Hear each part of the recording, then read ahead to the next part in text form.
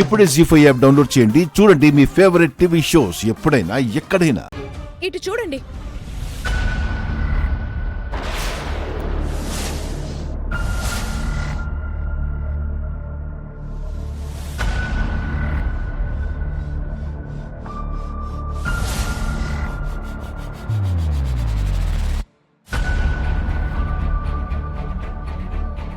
మేమందరం హాస్పిటల్లో మీ దగ్గరుంటే శౌర్య ఇంట్లో ఉండి పూజ గది బయట నిలబడి మీరు గండం నుంచి బయటపడాలని చెయ్యి మీద హారతి వెలిగించుకుంది.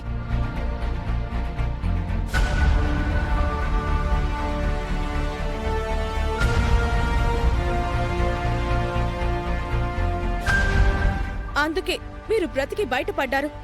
ఇదంతా అబద్ధం. నిజం గ్రాని, నేను నీకోసమే ఇలా చేసుకున్నాను. అవునమ్మా, శౌర్య త్యాగం చిన్నది కాదు. ఎందుకిలా చేశావమ్మా అని అడిగితే నానమ్మ కోసం కేవలం చెయ్యేంటి, కావాలంటే ఒళ్ళంతా కాల్చుకున్నా పర్లేదందమ్మా. ఏంటేంటి నిజమా? శౌర్య అంత మాటందా?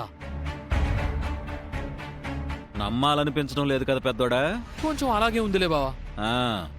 నీ మీద ఒట్టిల్లరికం, నేను నిజంగానే చేశాను. కావాలంటే అమ్మవారి మీద కూడా ఒట్టు.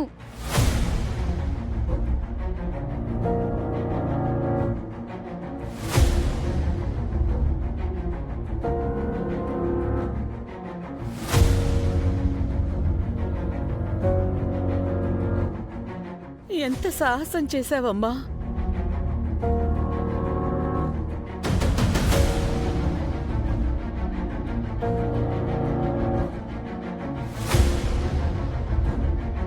అత్తయ్య, మీరంత తొందరగా నమ్మద్దు. దీక్ష గురించి మేము చెప్పింది నిజం. ఎవరు నిజమో ఎవరు అబద్ధమో ఇప్పుడే తేల్చేస్తాను.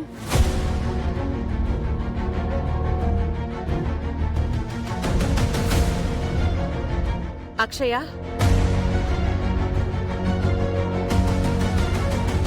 నువ్వు నిజం చెప్పు. భవానీ మాలని ఎందుకు వేసుకున్నావు? మీ అమ్మా నాన్నల కోసమా, నా ప్రాణం కోసమా?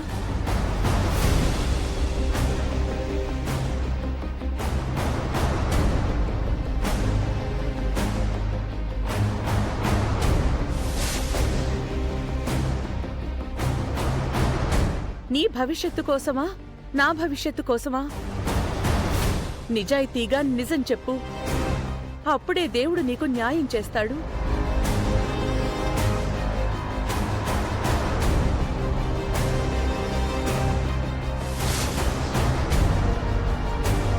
చెప్పు. మా అమ్మా నాన్నల కోసం.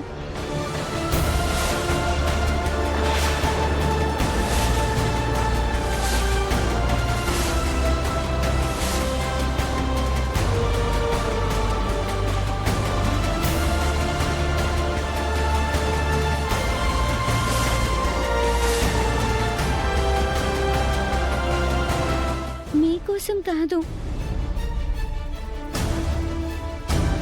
ఇది నిజం. అక్షయ అబద్ధం చెప్తుంది. అవునమ్మా. చేసిన మనిషే నిజం చెప్పిన తర్వాత మధ్యలో నువ్వెందుకు దబాయిస్తున్నావు? చివరి నిమిషంలో ఇలా ఫేవర్ చేస్తుందని అనుకోలేదు. చూసావు కదమ్మా, అక్షయ్ నీకు ఎలాగైనా దగ్గర చేయాలని ఈ డ్రామాలంతా అని నీకు క్లియర్ గా అర్థమైంది కదమ్మా. అక్షయ్, ఇది మనందరి నిజాయితీకి సంబంధించిన విషయం. ఎందుకు అబద్ధం చెప్తున్నావు?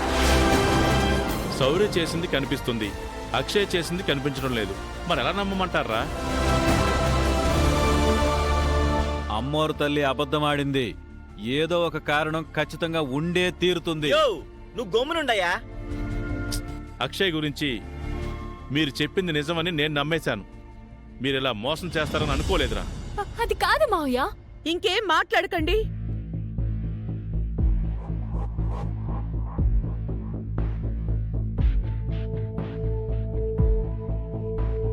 నా మనవరాలు నా గురించి చాలా పెద్ద పని చేసింది.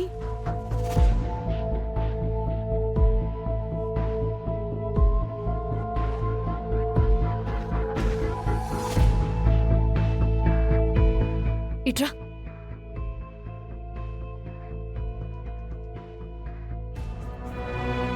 అందరి ముందు నువ్వు చేసిన మంచి గురించి చెప్తే నువ్వు మమ్మల్ని ఎందుకు చెడ్డవాళ్ళని చేశావు? నీ గొప్పతనం గురించి చెప్తుంటే ఆ గొప్పతనమంతా శౌర్యకి దక్కేలా ఎందుకు చేశావు? అందరూ అత్తయ్య దృష్టిలో చెడయ్యాము. ఎందుకలా చేశావు? ఈ ఇంట్లో ఉన్నది ఉన్నట్టు, చేసింది చేసినట్టు, జరిగింది జరిగినట్టు చెప్తేనే మనుషులకి విలువ ఉండదు, గుర్తింపు ఉండదు.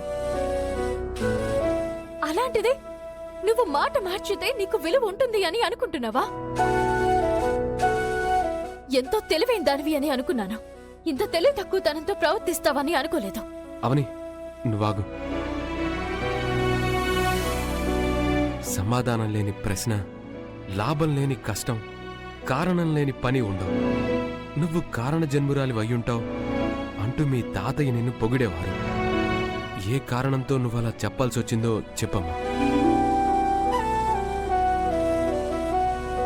ఏ కారణం నిన్ను అడ్డుకుందో చెప్పు. ఏ కారణం మన మీద నింద పడేలా చేసిందో చెప్పమ్మా. నీ 40 రోజుల దీక్ష వేస్ట్ అయింది. నీ 40 రోజుల కఠిన నియమాలకు తగ్గ ప్రతిఫలం రాకుండా పోయింది. నీ శ్రమకి తగ్గ పేరు రాకుండా అయిపోయింది. ఎందుకలా చేసావో చెప్పు. నేను చేసింది ఏదీ వృధా పోలేదు మేడం. పెద్దమ్మ గారు గండం నుంచి బయటపడ్డారు కదా. నేను పేరు కోసం చేయలేదు, ప్రతిఫలం ఆశించి చేయలేదు. కేవలం అమ్మగారు బాగుండాలని చేశాను.